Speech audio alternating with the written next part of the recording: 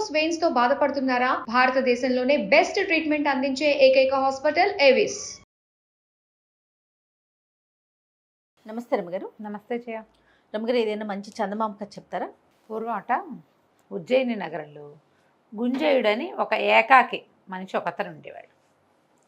తను ఏం చేసేవాడంటే అడవికి వెళ్ళి బాగా పచ్చటి గడ్డి కోసుకొచ్చి గుర్రాల వాళ్ళకి అమ్మేవాడు.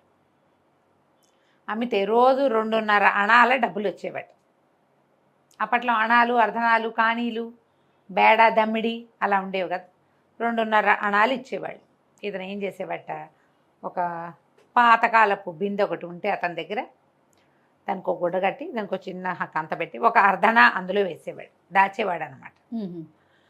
ఈ 2 అణాలతో వాడి తిండి తిప్పలు సరిపోయేవి. ఒక పాతకాలపు పూరి గుడిసె ఒకటి ఉండేది. అలాగా ప్రతిరోజు 2.5 వచ్చేది. పని చేసాడంటే 2.5 అర్ధన వేయటం, 2 అణాలతోటి తిండి తిప్పలు చూసుకునేవాడు. పెద్దవాడు అయిపోయాడు అతను. ఒకసారి అతనికి తెలిసింది, తను ఏ బిందె అయితే పెట్టాడో ఆ బిందె నిండా ఉన్నాయి అర్ధనాలు. చూస్తే ఫుల్గా వచ్చేసింది. ఆశ్చర్యపడి, ఏమిటి ఇన్ని డబ్బులు ఉన్నాయి నా దగ్గర? అప్పుడప్పుడు మనం వేసిన ముంతలు నిండిపోతూ ఉంటాయి అదే కదా కదా, డబ్బాలు నిండిపోతూ ఉంటాయి. ఏం చేయాలి ఈ డబ్బుని? నా తర్వాత ఎవ్వరు లేరు, నాకు పెళ్ళామా, పిల్లల, ఇల్లా, వాకిలా, జలాల, పిల్ల జల ఎవరు లేరు. ఈ డబ్బంతా ఏం చేయాలి అని ఆలోచించాడు. యాక్చువల్గా అట్లాంటివి 2-3 బిందెలైనాయి, పాత కుండలు. ఆలోచిస్తూ పడుకున్నట్ట ఒకనాటి రాత్రి. పడుకుంటే తెల్లవారుజామున తనకి చక్కటి పిల్ల ఒకటి కల్లో కనపడే స్పష్టంగా.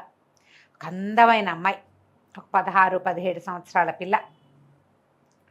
ఏదో రాకుమార్ తల్లినే కనపడింది.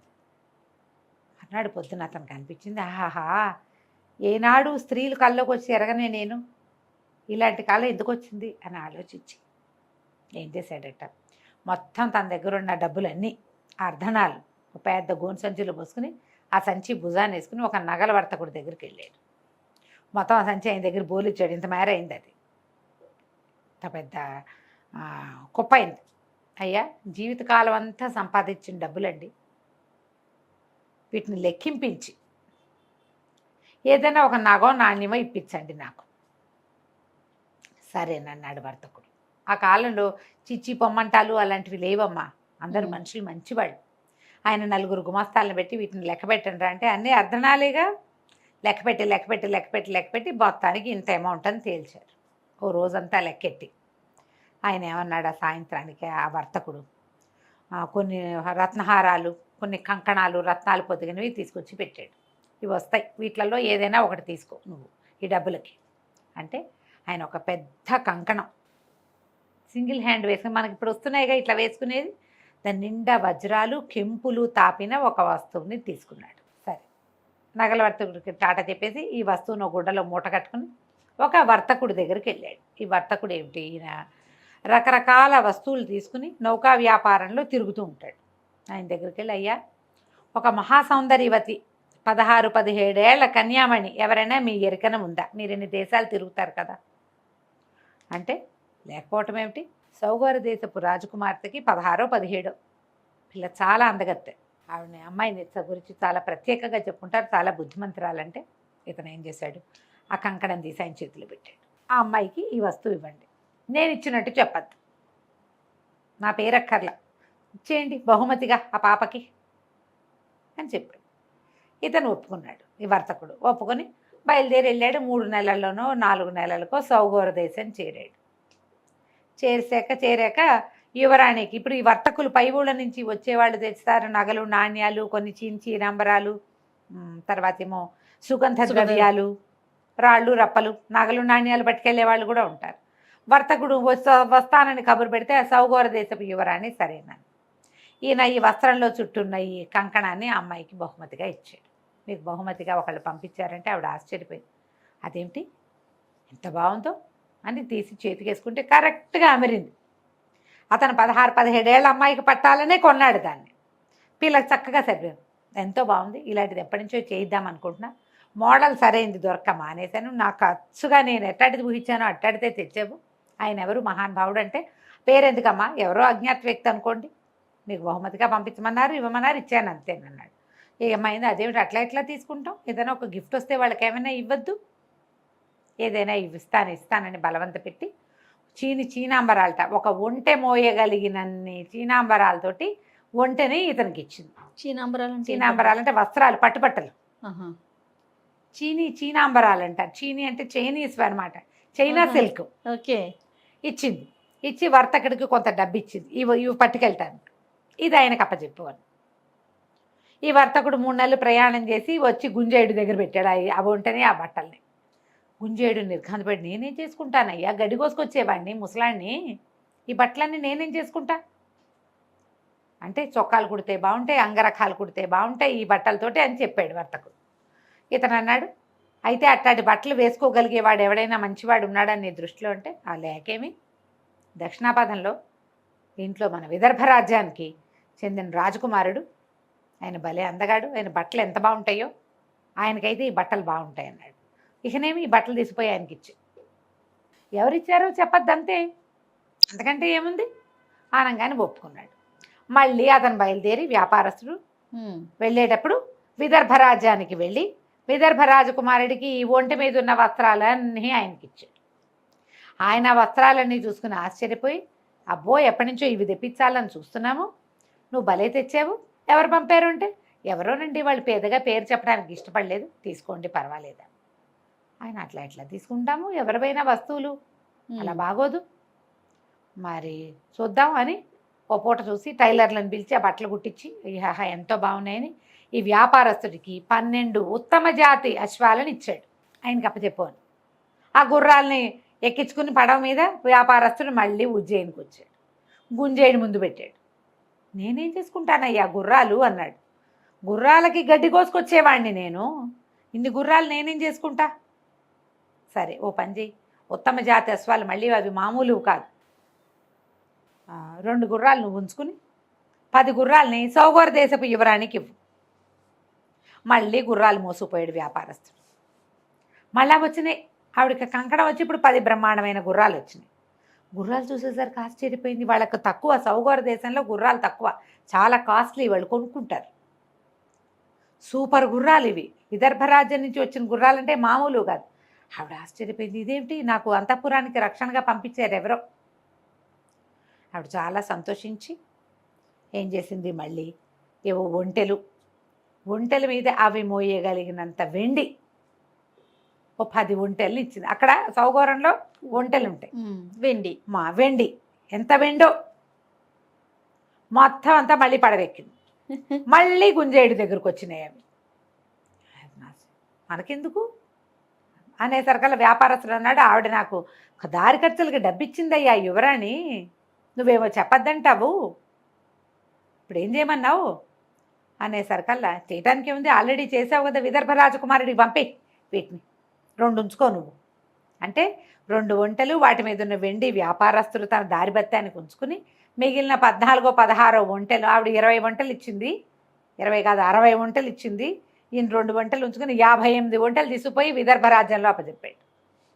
ఆయన ఆశ్చర్యపోయాడు, యువరాజు ఇంత ఖరీదైన బహుమతి, మనకు అసలు ఒంట్లు అక్కడొకటి కనపడతాయి, నెలకోసారి చూస్తే ఒకసారి ఒంటెని చూస్తే గొప్పే, ఇన్ని ఒంటెలా, ఇంత పెద్ద బహుమతి, ఆయన చాలా ఆశ్చర్యపోయాడు.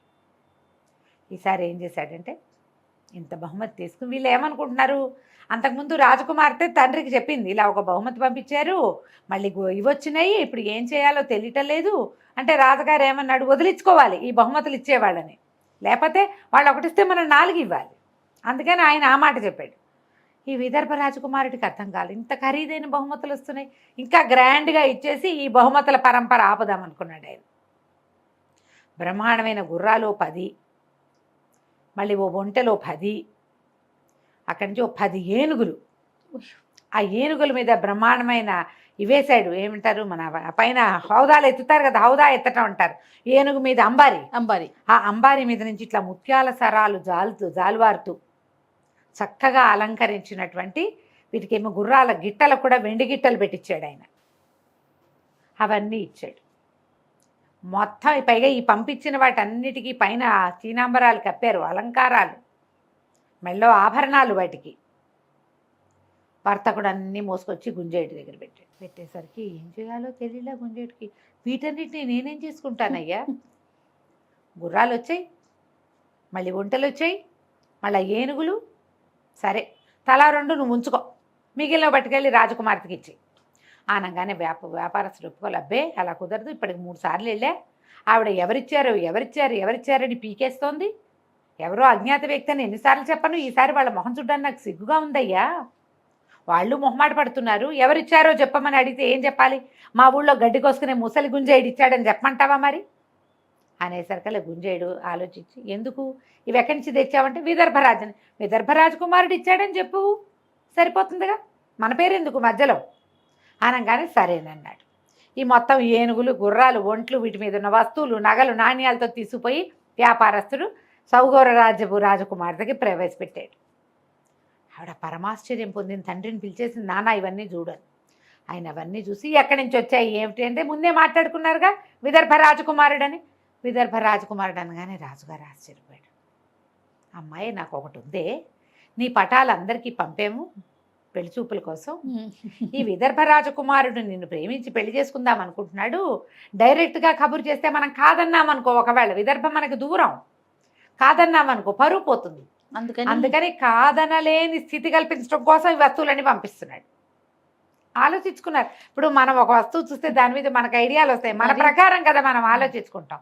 ఇట్లా కాదు, మనం ఒక పని చేద్దాం, మనం చిన్న తీర్థయాత్ర చేద్దాం, మనమే విదర్భ రాజ్యానికి వెళ్దాం, ఇంత గొప్ప బహుమతులు పెళ్లి సంబంధం కోసం పంపగలిగిన వాడు ఎంత సంపాదన పరుడు అయి ఉంటాడు, పద వెళ్దామని కూతుర్ని వెంబడి పెట్టుకుని చక్కగా పెద్ద దండు వెడలినట్టు వెడలి ఈ పడవల మీద ముందు ఉజ్జయిని వెళ్ళి అక్కడి నుంచి విదర్భకి వెళ్ళారు.